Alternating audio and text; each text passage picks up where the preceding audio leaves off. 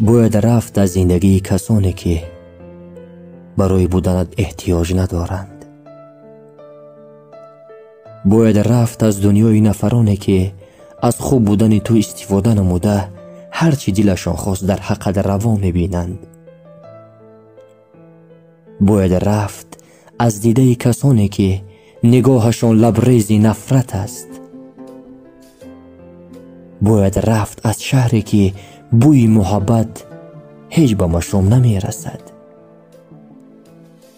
باید رفت از دنیای کسانی که همیشه کارشان دلآزاری است.